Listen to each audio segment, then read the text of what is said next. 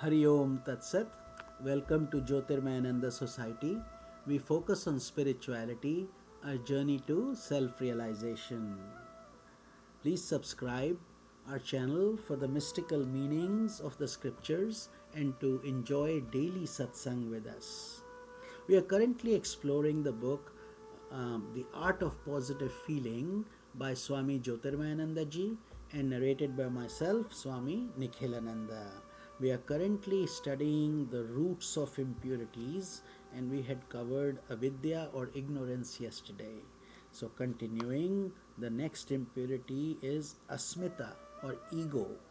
Avidya or ignorance gives rise to a sense of ego, a sense of individuality. Actually, the term ego is used in two senses, pure and impure. Pure ego is good and auspicious because it is characterized by humility and surrender to God, and it is in union with the Supreme Self. But impure ego is colored, restricted, and disfigured by the limitations of the mind, giving rise to the illusion that this is me, these things are mine.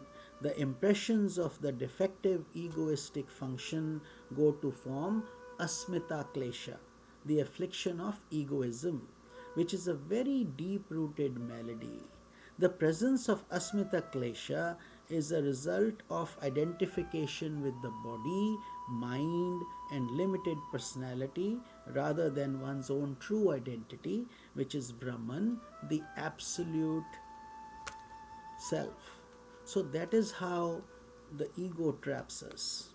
The third one is raga, dvesha, or attachment and hatred.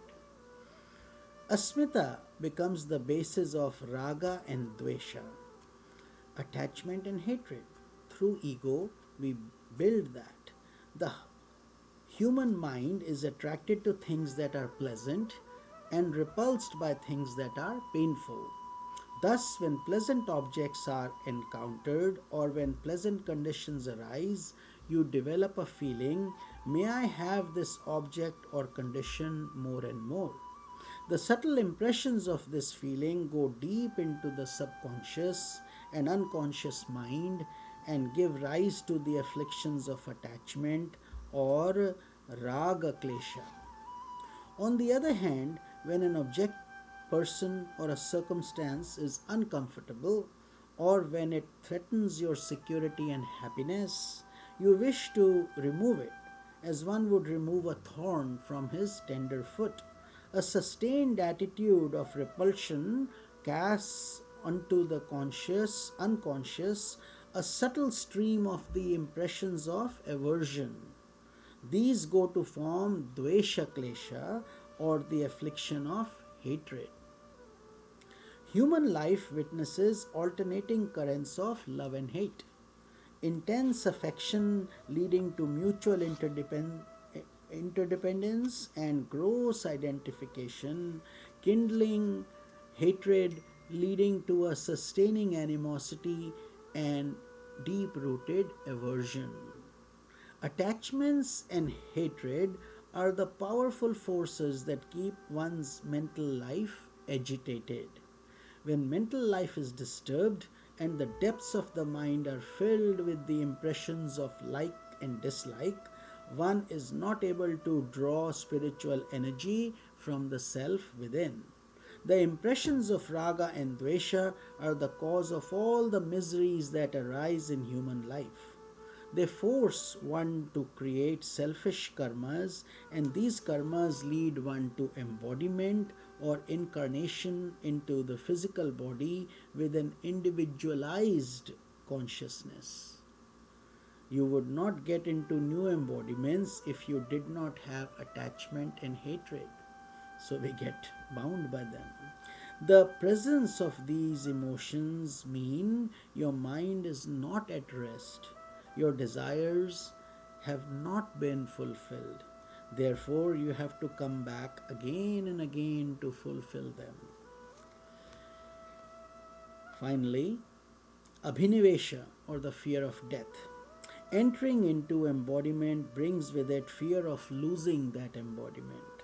So raga dvesha becomes the basis for the next affliction called abhinivesha, clinging to life and fear of death. To most people, the idea of losing one's life, of death to the physical body, seems like a total loss, complete darkness. No matter how much one might have read about the immortality of the soul and the illusion of the body, the fear of death strikes hard because it is deep rooted and instinctive. So, how can these kleshas be eradicated now that we know what they are? Consciously, you can directly attack the impressions of avidya or ignorance abiding in the deep unconscious. However, all your profound spiritual practices create new and powerful impressions which reduce the pressure of ignorance and make it easier for your intellect to confront a more accessible affliction, ego or asmita klesha, along with its inseparable companions raga and dvesha. Although egoism is a more direct target than ignorance, it still is a very slippery opponent. It requires great discipline to make your ego your target. If you stare directly into the eyes of the ego, it shrivels, shrinks, and disappears. However, it is easier to listen to ego than to stare into its eyes. An aspirant must realize that ego is a strong and enduring adversary with great mesmerizing powers. Although one must work tirelessly to outwit and reduce ego, one must understand that it cannot be conquered once and for all in one day. You can get away from ego temporarily by the practice of humility and other divine virtues, but it will assert again whenever you relax your sadhana or spiritual practice. This should not baffle you. Even anger, hate, irritability, jealousy, which are lesser entities than ego itself, come back again and again to haunt an aspirant. When one succeeds in bringing a high degree of integration in his personality, the kleshas become thinned out or, so to speak, attenuated. Subtle seeds of ignorance, egoism, attachment, hatred, and identification with the body continue to exist. But in expression, the life of the aspirant is decked with excellent virtues of the head and the heart. However, if he were to stop his mystic practices of meditation and inquiry, these seeds will manifest again in the form of gross afflictions, and many of his virtues will vanish, giving rise to negative qualities he never imagined he would have to confront. So the kleshas can be truly overcome only when one has become established in samadhi or super consciousness and one enjoys the sense of universality that results from this profound experience. Until that time, patience, faith, and persistence are an aspirant's best weapons against the kleshas.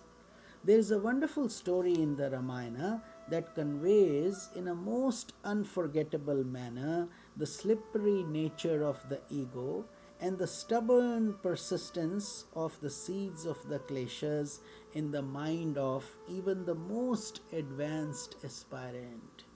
It is the story about sage Narada and a powerful lesson taught to him by Lord Vishnu. So we will cover that very interesting story in tomorrow's satsang. This is Swami Nikhilananda. Om Tat Sat.